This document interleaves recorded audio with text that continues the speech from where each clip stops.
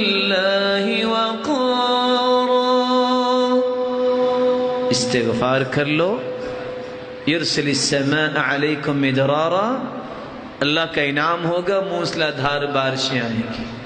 وَيُمْدِدْكُمْ بِأَمْوَالٍ، تم غریب ہو، مسکین ہو اور مال کی کمی اور قلت کی شکایت کرتے ہو، استغفار کر لو، رب کا وعدہ ہے اللہ مال و دولت کی فراوانی دے دیں گے۔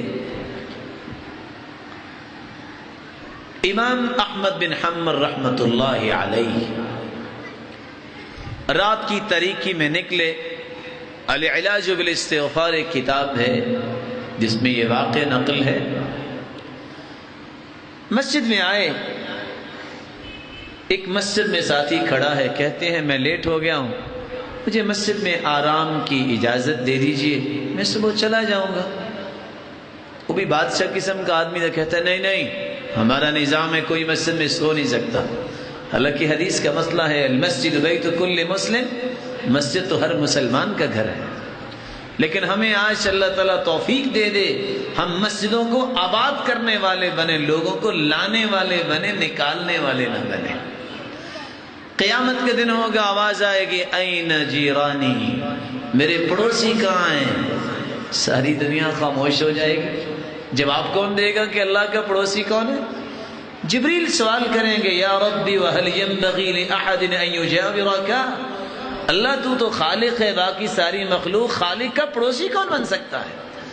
جواب ملے گا این عمار المساجد، کہاں ہیں مسجدوں کو آباد کرنے والے؟ آج وہ میرے پڑوسی ہے۔ امام احمد بن حنبل فرمانے لگے اگر مسجد میں آرام کی اجازت نہیں ہے تو چلو میں یہاں ہی لیٹ جاتا ہوں دروازے پہ، اجازت دے دیجیے۔ اب یہ بات ہو رہی تھی تو ایک خباز گزرا، خباز اٹ مینز کے نان بھائی جو روٹیاں بنا کے بیچا کرتا۔ اس نے جب دیکھا کہ ایک نیک سیرت اور نیک صورت جو ہے وہ بزرگ ہیں اور اجازت نہیں مل رہی، کہا بھائی ان کو میرا مہمان بننے دو۔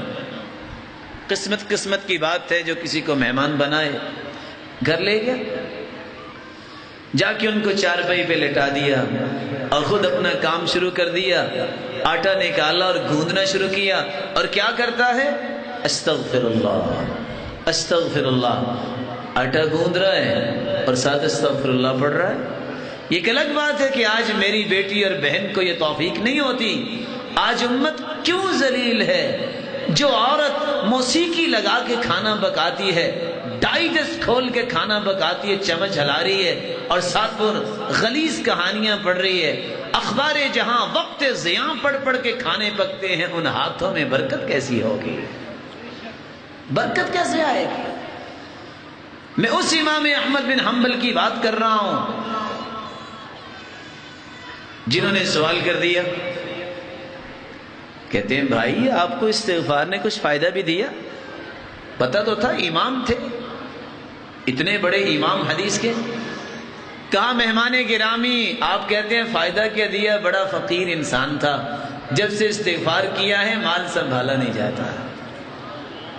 اور دوسری بات بھی خوشخبری سن لیجئے، جب سے استغفار شروع کیا ہے جو بھی زبان سے بات نکالتا ہوں میرے مالک نے وہ پوری کر دی ہے، میرے مالک نے وہ پوری کر دی ہے۔ ایک بات کی خواہش میں چند ایام سے کر رہا ہوں، وہ پوری نہیں ہوئی۔ کہا وہ کون سی خواہش ہے؟ وہ کہتا ہے مہمان گرامی میں خواہش کر رہا ہوں یا اللہ، میں نے ایک بندے کا نام سنا ہوا ہے امام احمد بن حنبل، یا اللہ میری اس سے ملاقات ہی کروا دے، یہ میری ابھی تمنا پوری نہیں ہوئی۔ کہا وہ تو میں ہی ہوں۔ وَقَدْ جُرِرْتُ إِلَيْكَ جَرًّا، میں آج گھر سے ایسے نکلا جیسے فرشتہ مجھے کھینچ کے تیری طرف ہی لا رہا تھا۔ میں اس امام کی بات کر رہا ہوں جس کے پاس امام شافعی گئے تھے اور کھانا رکھا۔ استاد کی تعریف شاگرد کیا ہی کرتے ہیں۔ شاگرد کہتے ہیں میرے استاد آنے والے ہیں امام شافعی، کھانا پکاؤ۔ وہ کھانا بہت تھوڑا کھاتے ہیں اور تہجد پڑھتے ہیں۔ عربوں کی عادت ہے کہ کھانا سارے کا سارا پیش کر دیتے ہیں۔ کھانا جب سامنے رکھا تو معمول سے کچھ زیادہ کھانا امام شافعی رحمۃ اللہ علیہ نے کھا لیا۔ اور جو ابریق برتن پانی کا رکھا صبح کی تہجد کے لیے وہ استعمال ہی نہیں کیا۔ بیٹیوں نے کہا آپ تو کہتے تھے تہجد پڑھتے ہیں کھانا تھوڑا کھاتے ہیں، کھانا تو کافی کھا لیا۔ استاد پوچھتا ہے بیٹے سے بیٹا کھانا کس نے پکایا؟ کہا میری بیٹیوں نے پکایا۔ وہ حافظ قرآن تو نہیں ہے، کہا ان کی عادت ہی یہ ہے، ادھر کھانا شروع کرتی ہیں، کھانا مکمل ہو جاتا ہے، 5 پارے منزل بھی مکمل ہو جاتی ہے۔ جواب دیا آج تک اتنا لذیذ کھانا نہیں کھایا، ایک لقمہ کھاتا تھا جی چاہتا تھا چلو ایک اور کھا کے بس کرتا ہوں، اس میں اس سے زیادہ لذت آتی چلو ایک اور لقمہ لیتا ہوں، اس طرح کرتے کرتے اتنا کھانا کھا لیا، پھر طاقت اتنی اللہ نے دی۔ میں نے عشاء کی وضو کے ساتھ ہی میں نے تہجد کی نماز پڑھی ہے۔ یا ابا عمیر ما فعل النغیر، اس حدیث کو میں نے پڑھتے ہوئے 50 مسئلے جو ہیں اجتہاداً اور استنباطاً اس سے اخذ کیے ہیں۔ یہ سبق ہے میری اور آپ کے لیے کہ ہم بھی اپنی بیٹیوں اور بیٹوں کی تربیت اس انداز سے کریں۔ اس میں خرچ کیا آتا ہے؟ استغفر اللہ، چھوٹا سا کلمہ، من قال استغفر اللہ الذي لا الہ الا هو الحی القیوم واتوب الیہ 3 مرات غفر له ذنوبه وان كان فارا من الزحف، جو 3 مرتبہ یہ کلمہ کہہ دے استغفر اللہ الذي لا الہ الا هو الحی القیوم واتوب الیہ، وہ میدان جنگ سے بھی بھاگا ہو تو اللہ پھر بھی اس کو معاف کر دیتے ہیں۔ اللہ کے میدان جنگ سے بھاگنا یہ کبیرہ گناہ ہے، یہ کبیرہ گناہ ہے۔ اللہ کے رسول صلی اللہ علیہ وآلہ وسلم پہ جو بات اللہ تعالیٰ نے نازل کی ہے، مال و دولت میں فراوانی آ جائے گی، وبنین، اللہ اولاد سے نوازیں گے، اللہ اولاد سے نوازیں گے۔ ابو یوسف اپنا واقعہ لکھتا ہے، ارض حجاز کا رہنے والا، مدت مدید شادی کو ہوگی، اولاد نہیں ملی، کسی نے بتایا کہ فلاں ڈاکٹر کو چیک کروائیں تو شاید کو پتہ چلے کہ کیا فحوصات طبیہ کرواتے ہیں، شاید کو اللہ امید لگا دے۔ راستے میں جاتے جاتے گاڑی میں ہی ریڈیو کو آن کیا، ایک عالم ربانی گفتگو کر رہے تھے کہ کون کہتا ہے؟ بیٹے تو اللہ دینے والا ہے، وبنین کے لفظ یہ بتاتے ہیں اور اللہ کا پیغام ہے استغفار کرو اللہ تمہیں اولاد سے نوازے۔ گاڑی کو وہاں روکا، کہا ہم تو بھولے ہوئے تھے، یہ تو میرے رب نے اگر قرآن میں کہا ہے تو پھر ہو نہیں سکتا کہ میں اولاد سے محروم ہوں۔ دونوں نے استغفار شروع کر دیا۔ وہ ڈاکٹر جس سے وعدہ لیا تھا کہ تمہارے پاس آنا ہے، اس کے پاس بعد میں گئے، جا کے کہتے ہیں کہ میں وہی شخص ہوں جس نے وعدہ تو لیا اور پہنچا نہیں تھا، مجھے اللہ نے بیٹا دے دیا ہے، اور پتہ ملا کیسے ہے؟ جو اللہ نے دوائی بتائی تھی میں نے وہ استعمال کی ہے، استغفر اللہ پڑھتا رہا ہوں، اللہ نے اولاد سے نواز دیا ہے۔ وَيَجْعَلْ لَكُمْ جَنَّاتٍ، باغات کی اللہ تمہیں مالک بنائے گا۔ سچ سچ بتانا، دنیا میں کوئی ایسا ہے جو روزانہ سارے پھل کھا کے سوتا ہو؟ جواب تو دیں۔ حافظ آباد میں کوئی منڈی ہے اپنے پھلوں کی؟ کیوں جی ہے؟ کتنی مرتبہ آپ گئے ہوں گے، کیلے پہ ہاتھ رکھا 60 روپے درجن، استغفر اللہ، اتنی مہنگائی۔ سیب پہ ہاتھ رکھا تو وہ پتہ نہیں کتنے روپے کلو، انسان حسرت لے کے واپس آ جاتا ہے۔ مالک الملک فرماتے تم ایک پھل کی حسرت کرتے ہو، تم استغفار کر لو میں تمہیں باغات کا مالک بنا دوں گا، تم 2-4 کلو کی بات کرتے ہو۔ لیکن اصل میں یقین نہیں ہے، ہمیں یقین ہوگا تو بات بنے گی۔ وَيَجْعَلْ لَكُمْ جَنَّاتٍ وَيَجْعَلْ لَكُمْ أَنْهَارًا۔ آج 1 گھنٹہ پانی کی باری پہ جھگڑتے جھگڑتے گولی چل جاتی ہے، اوے میری زمین کی باری ہے، وہ کہتا ہے میری زمین کی باری ہے۔ مالک الملک فرماتے تم استغفار کر لو، میں تمہارے لیے نہروں کا بندوبست کر دوں گا۔ اللہ مالک الملک ہمیں ان باتوں کو سمجھنے کی توفیق عطا فرمائے۔ رسول اللہ صلی اللہ علیہ وآلہ وسلم عورتوں کے پاس آئے، فرمایا یا معشر النساء تصدقن واکثرن من الاستغفار فإنی رأیتکن اکثر اہل النار۔ عورتوں زیادہ زیادہ صدقہ کیا کرو اور زیادہ زیادہ استغفار کیا کرو، میں نے دیکھا کہ جہنم میں عورتیں زیادہ جل رہی تھیں. اب ساری عورتیں خاموش ہیں. ام یعقوب ایک جرت والی عورت تھی. کہا ما لنا اکثر اہل النار، سرتاج رسول مرد کیوں نہیں زیادہ جہنم میں جائیں گے، ہم کیوں جائیں گی؟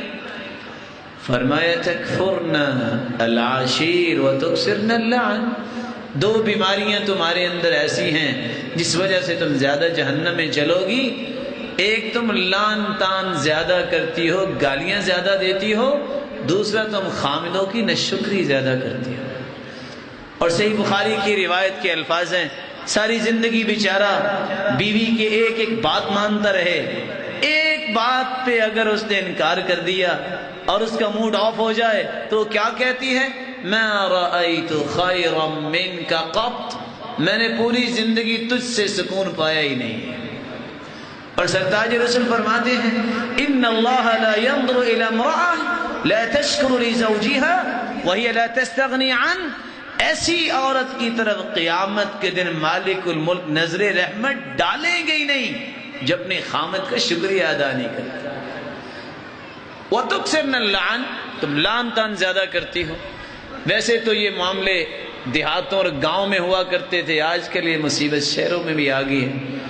آپ کو پتہ ہے پردہ تو ہوتا نہیں ہے دیہات اور گاؤں میں. صبح صبح اپلے بنانے پہ جھگڑا ہو جاتا ہے، یہ میں نے اپلے بنائے تھے تم کیوں لے گئی. جانتے نا اپلے، سر پہ دوپٹہ ہوتا نہیں اور وہاں کھڑی لڑائی شروع ہو جاتی ہے. تم ایسی ہو، وہ کہتی ہے نہیں تم ایسی ہو، اور دونوں خطیب پاکستان شروع ہو جاتے ہیں. آپ حیران ہوں گے، یقین مانیے 2-2 گھنٹے ایک قدم پہ کھڑے جو ایک دوسرے کو لان تان کر رہی ہیں. سر پہ دوپٹہ ہوتا نہیں، سخت گرمی ہوتی ہے، ڈائریکٹ جب سورج کی شعاعیں دماغ پہ پڑتی ہیں وہ بھی ابلنے لگ جاتا ہے. آخر جب سکت نہیں رہتی بولنے کی تو آخر پھر وہ اپنی قمیض اٹھا کے کہتی ہیں اچھا پھر تجھے میرا صبر ہی پڑے. اس کا مطلب یہ ہوتا ہے کہ اگر میرے پاس طاقت ہوتی تو یہ خطبہ زور تک چلنا تھا. اللہ عورتوں کو ہدایت دے اور مردوں کو بھی ہدایت دے. بولنے کی قیمت اگر چاندی ہو تو خاموش رہنے کی قیمت سونا ہوتا ہے. اللہ نے زبان ایک دی ہے، کان 2 دیے ہیں، فطرت کا اصول ہے. بولنا تھوڑا چاہیے، سننا زیادہ چاہیے. اس لیے دعا کیجیے اللہ ہماری زبانوں کی حفاظت فرمائے. قرآن مجید نے ایک راز بتایا ہے مسلمانوں، اللہ کے عذاب سے بچنا کے لیے، آزمائشوں سے بچنے کے لیے صرف ایک علاج باقی ہے. وَمَا كَانَ اللَّهُ لِيُعَذِّبَهُمْ وَأَنْتَ فِيهِمْ وَمَا كَانَ اللَّهُ مُعَذِّبَهُمْ وَهُمْ يَسْتَغْفِرُونَ. استغفار کرنے والے کو اللہ عذاب نہیں دیتا. سرتاج رسول جس قوم میں آپ ہوں گے اس کو عذاب نہیں ملے گا. اس لیے ابو موسیٰ عشری فرماتے ہیں کان لنا امانان من العذاب، ہمیں اللہ نے 2 عذاب سے امان دیے تھے. احدہما کون الرسول فینا، ایک نعمت کیا تھی؟ سرتاج رسول موجود تھے، عذاب نہیں آ سکتا. وبقی الاستغفار فاذا ذهب الاستغفار هلك، استغفار ایک باقی رہ گیا، توبہ رہ گئی ہے، اللہ سے کر لو تو عذاب سے بچاؤ ہو جائے گا. اگر یہ بھی نہ کیا تو ہلاکت ہی ہلاکت ہے. میرے بھائیو، انسان اپنے آپ کو بڑا سمجھتا ہے. کتنا کو بڑا ہے؟ ایک مچھر ہے جس سے خوف کھاتے ہوئے انسان کو نیند نہیں آتی. نہ کسی کو فوج دے کے اللہ نے بھیجا ہے، نہ کسی کے پاس کوئی اسلحہ ہے. وہ چھوٹا سا مچھر ہے، مچھروں جیسا مچھر ہے، اور دنیا کے اندر خوف و ہراس پھیلا ہوا ہے.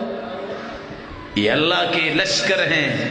وَمَا يَعْلَمُ جُنُودَ رَبِّكَ إِلَّا هُوَ، اللہ کے لشکروں کو اللہ ہی جانتا ہے.